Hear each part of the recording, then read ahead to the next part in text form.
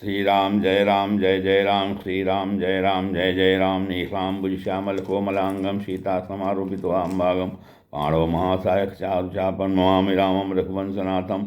ओं श्री सीतारामचंद्राभ्यां नमः महेश्वराभ्यां नमः ओं श्री एकादशी प्रकाशयते नमः। श्री राम जय राम सत्संग के क्रम में आज श्रीमद्भागवत महापुराण के छठे स्कंद की 16वां अध्याय 16वें अध्याय कथा है, जिसमें चित्रकेतु का वैराग तथा संकर्षण देव के दर्शन की कथा है। श्री सुखदेव जी कहते हैं, परीक्षित, इस देवर्षि नारद ने मृत राजकुमार के जीवात्मा को शोकाकुल स्वजनों के समक्ष प्रत्यक्ष बुलाकर कहा। देवर्षि नारद ने कहा, जीवात्मान तुम्हारा कल्याण हो। देखो, तुम्हारे माता पिता सहित संबंधी तुम्हारे वियोग से अत्यंत शोकाकुल हो रहे हैं। इसलिए तुम अपने शरीर में आ जाओ और शेष आयु अपने सगे संबंधियों के साथ ही रहकर व्यतीत करो। अपने पिता के दिए हुए भोगों को भोगो और राज सिंहासन पर बैठो। जीवात्मा ने कहा, देवर्षि जी, मैं अपने कर्मों के अनुसार देवता, मनुष्य, पशु पक्षी आदि योनियों में न जाने कितने जन्मों से भटक रहा हूँ। उनमें से ये लोग इस जन्म में मेरे माता पिता हुए। विभिन्न जन्मों में सभी एक दूसरे के भाई बंधु, नाती गोती, शत्रु मित्र, मध्यस्थ, उदासीन और द्वेषी होते रहते हैं।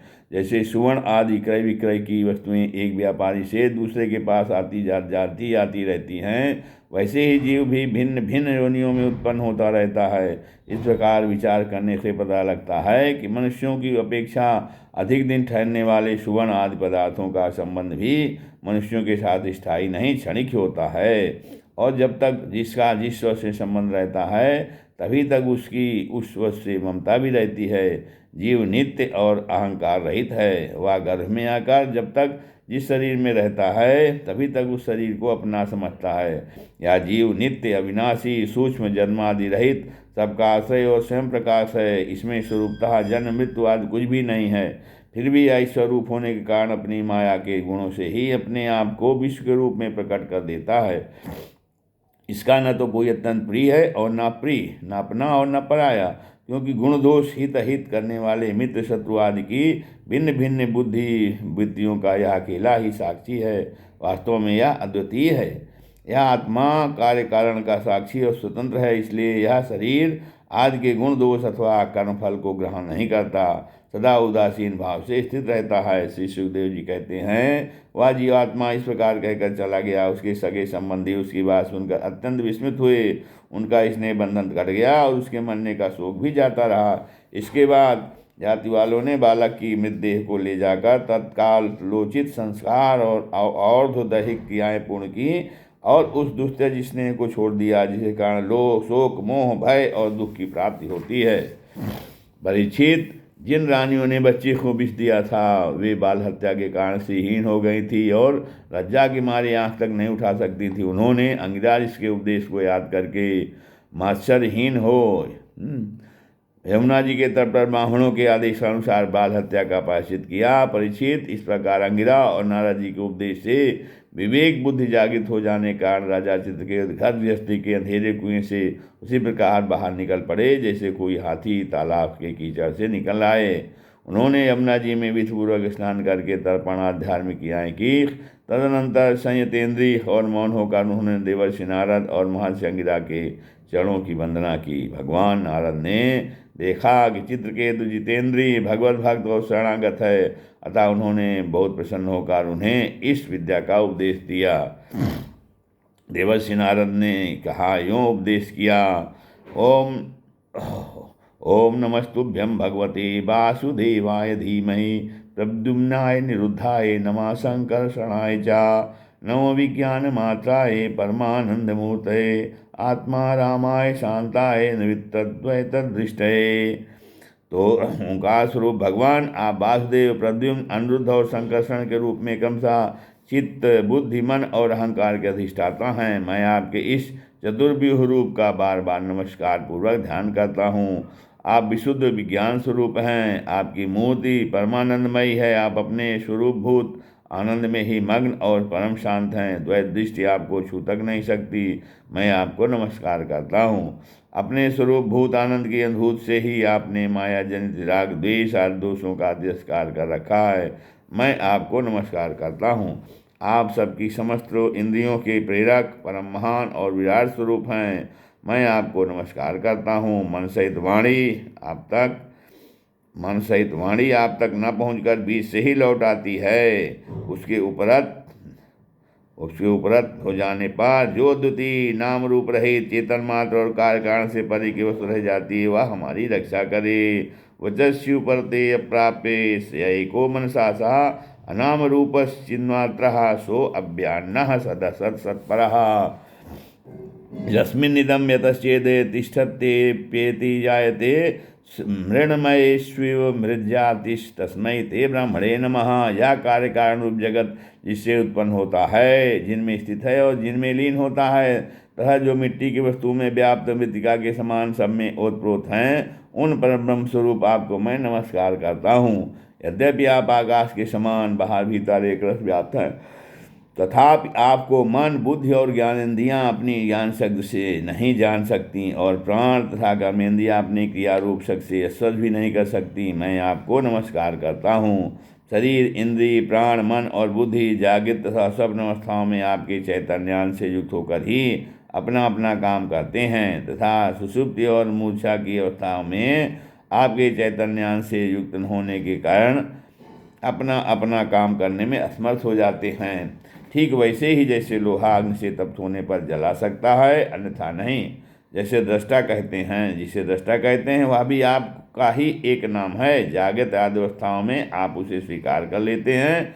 वास्तव में आपसे पृथक उनका कोई अस्तित्व नहीं है। ओंकार स्वरूप महाप्रभावशाली महाविभूतिपति भगवान महापुरुष को नमस्कार है। शेष भक्तों का समुदाय अपने कर कमलों की कलियों से आपके युगल चरण कमलों की सेवा में संलग्न रहता है। प्रभु आप ही सर्वश्रेष्ठ हैं, मैं आपको बार बार नमस्कार करता हूँ।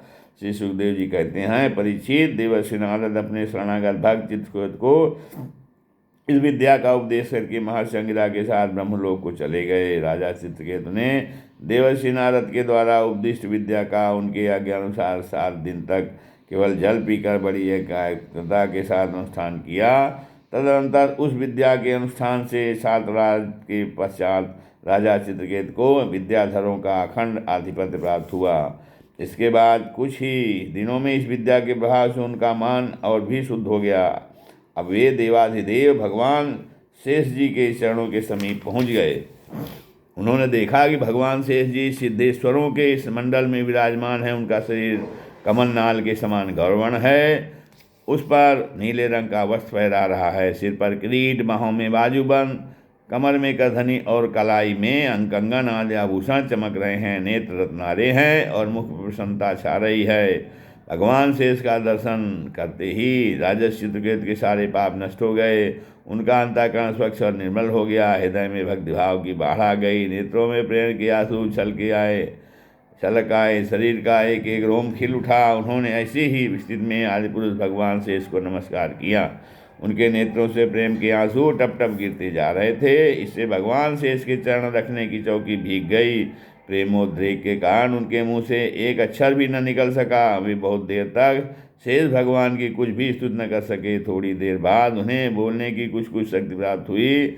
उन्होंने विवेक बुद्धि से मन को समाहित किया और संपूर्ण इंद्रियों की बाह्यवृत्ति को रोका। फिर उन जगत गुरु की जिनके स्वरूप का पांचरात्र आदि भक्त शास्त्रों में वर्णन किया गया है, इस प्रकार स्तुति की चित्रकेतु ने कहा, अजित, जितेंद्रीय एवं समदर्शी साधुओं ने आपको जीत लिया है। आपने भी अपने सौंदर्य, माधुर्य, कारुण्य आदि गुणों से उनको अपने वश में कर लिया है। अहो आप धन्य हैं, क्योंकि जो निष्काम भाव से आपका भजन करते हैं उन्हें आप करुणा परवश होकर अपने आप को भी दे डालते हैं। भगवान जगत की उत्पत्ति, स्थिति और प्रलय आपके लीला विलास हैं। विश्व निर्माता ब्रह्मा आदि आपके अंश के भी अंश हैं। फिर भी वे पृथक पृथक अपने को जगत करता मानकर झूठ मूठ एक दूसरे से स्पर्धा करते हैं। नन्हे से नन्हे परमाणु से लेकर बड़े से बड़े महत तत्व पर्यंत संपूर्ण वस्तुओं के आदि अंत और मध्य से रहित हैं, क्योंकि किसी भी पदार्थ के आदि और अंत में जो वस्तु रहती है वही मध्य में भी रहती है। यह ब्रह्मांड कोश जो पृथ्वी आदि 1 से 1 10 गुने 7 आवरणों से घिरा हुआ है, अपने ही समान दूसरे करोड़ों ब्रह्मांडों के सहित आप में एक परमाणु के समान घूमता रहता है। फिर भी उसे आपकी सीमा का पता नहीं है, इसलिए आप अनंत हैं। जो नरपश केवल विषय भोग ही चाहते हैं वे आपका भजन न करके आपके विभूत स्वरूप इंद्रादि देवताओं की उपासना करते हैं। प्रभो, जैसे राजकुल का नाश होने के पश्चात उसके अनुयायियों की जीविका भी जाती रहती है, वैसे भी क्षुद्र उपास्यदेवों का नाश होने पर उनके दिए हुए भोग भी नष्ट हो जाते हैं। परमात्मान, आप ज्ञान स्वरूप और निर्गुण हैं, इसलिए आपके प्रति आपके प्रति की हुई सकाम भावना भी अन्यान्य कर्मों के समान जन्म मृत्यु रूप फल देने वाली नहीं होती। जैसे बुने हुए बीजों से अंकुर नहीं उगते, क्योंकि जीव को जो सुख दुख आदि द्वंद्व प्राप्त होते हैं वे सत्वादि गुणों से ही होते हैं, निर्गुण से नहीं। हे अजित, जिस समय आपने विशुद्ध भागवत धर्म का उपदेश किया था उसी समय आपने सबको जीत लिया,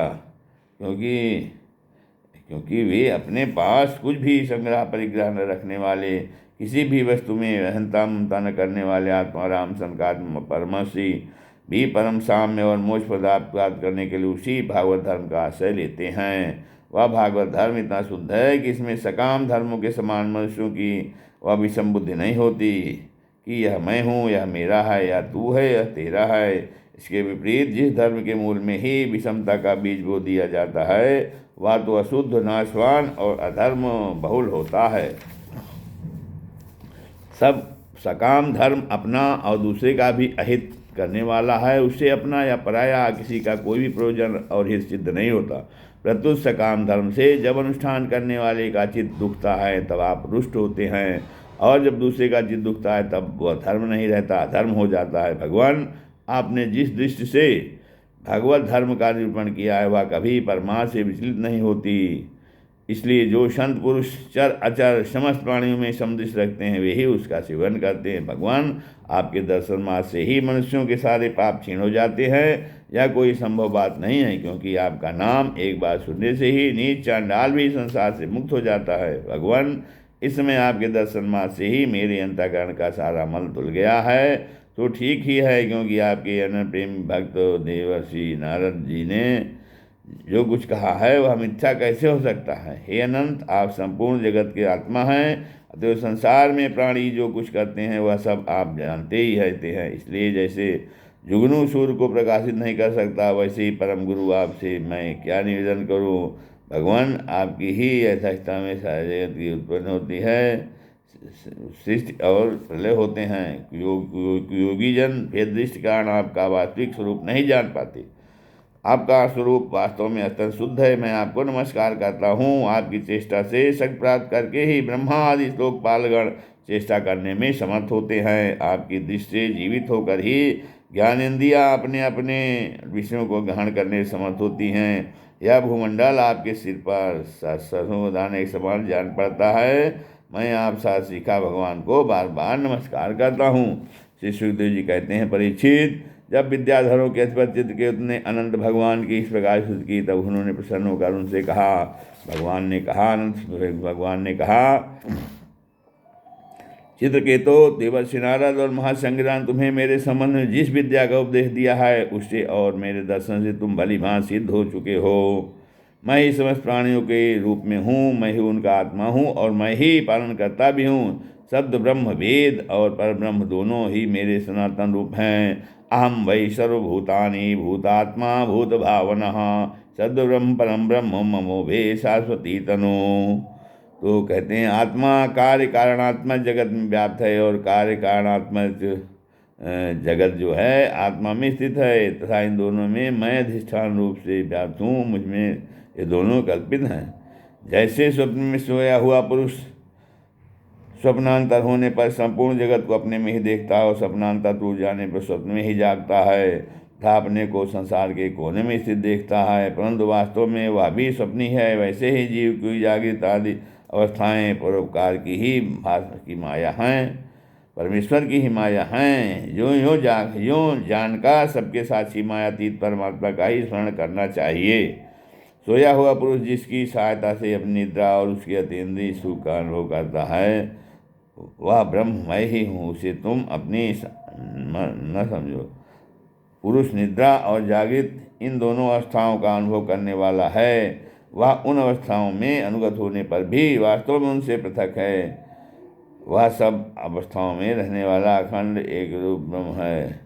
ईसा हाँ श्री राम जय। वह अवस्थाओं में रहने पृथक है, वह सब अवस्थाओं में रहने वाला अखंड एक रस ज्ञानी ब्रह्म है, वही पर ब्रह्म है।